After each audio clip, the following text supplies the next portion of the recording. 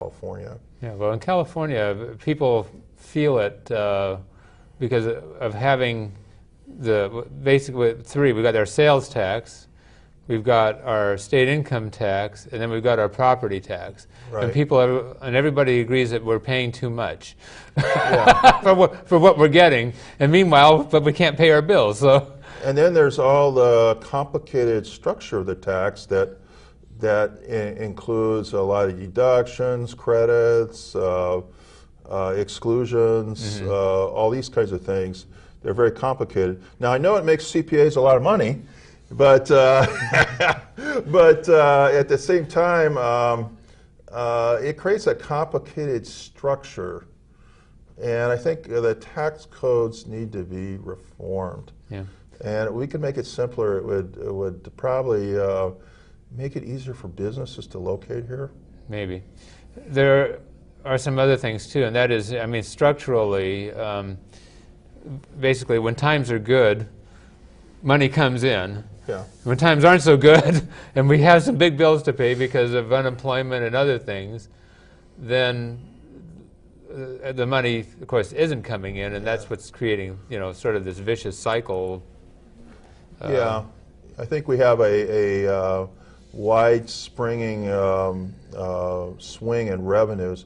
Now, the way I would deal with that is I support a reserve policy. Yeah. I think if you have a rainy day fund, you hold that money, and when times get bad, you deliberately use that to avoid massive increases. But you also got to do some things with your basic costs of government, which are personnel costs, and not add any employees, look at ways of saving in terms of compensation.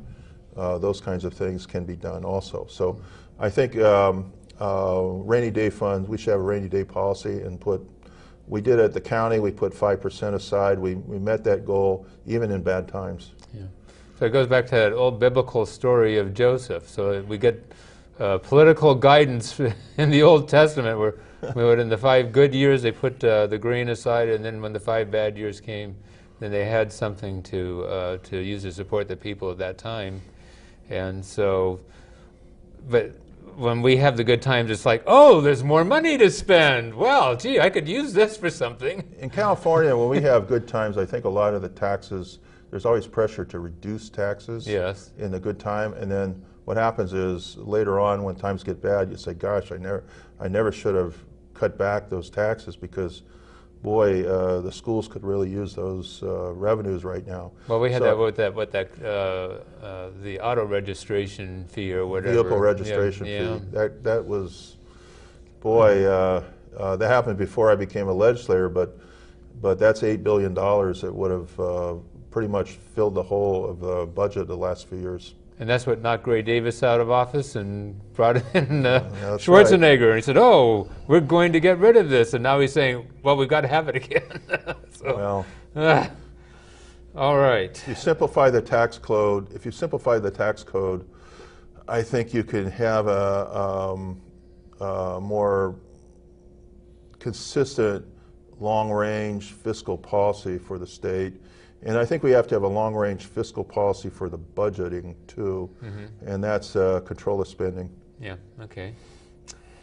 When I was visiting with you, you mentioned a book that you were looking at the time by David Osborne. It's called The Price of Government, and he proposes in that book that government should use what he calls outcome budgets or performance-based budgets.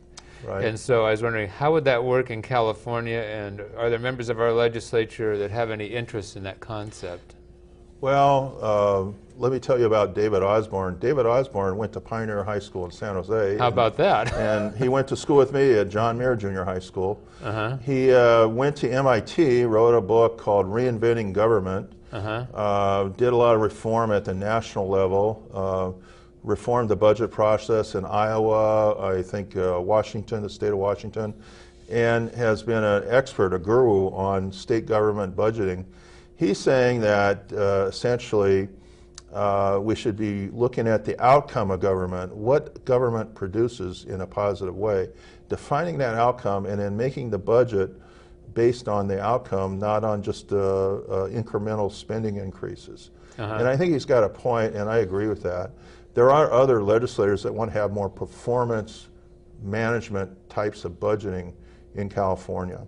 And we find out where we failed. You know, we look at where we failed in terms of delivery of services, what kind of programs just don't work, and we say, well, we're not going to do those programs anymore. And we don't just keep throwing the good money after the bad. That's one of the big problems of government. When things get bad, they just say, well, that program's not funded enough.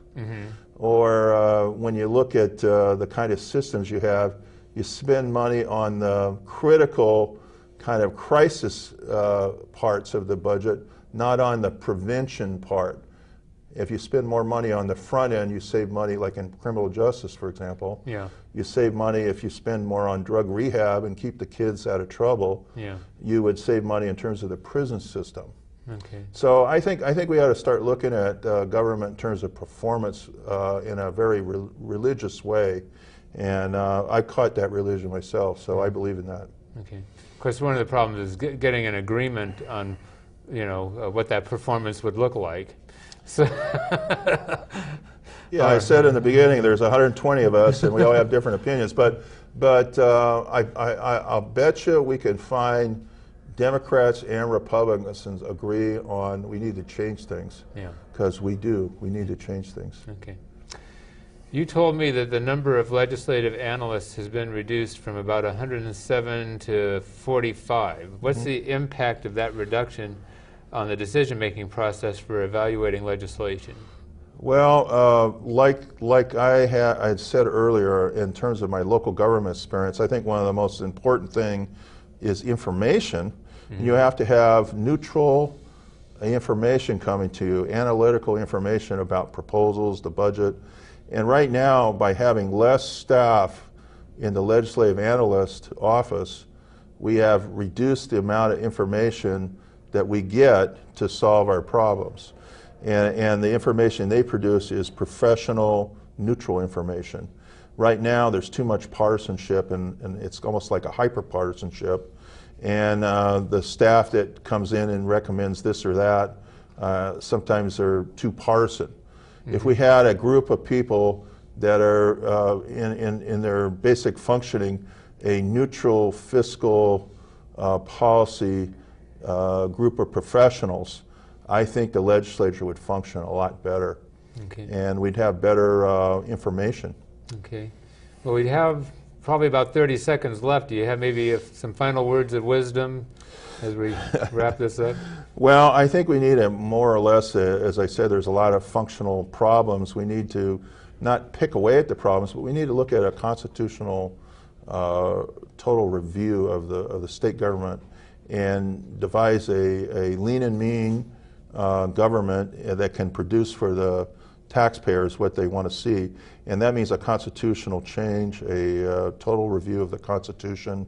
And we need to do that really quick because things aren't getting any better, and they won't until we do this. That's a big job. Let's hope and pray that something actually happens there. It's going to I'm be going to do my tough. best to hopefully convince the other legislatures that that's what we need to do. Okay. Thank you. Well, Jim, I want to thank you Thank you. very much for coming today. You know, I'm really pleased that you were able to join me and share a little bit about what's going on and your viewpoints of what's happening in Sacramento. So, folks, I hope that you found this to be an informative and enlightening program, and I hope you can join us next time on Financial Insider Weekly.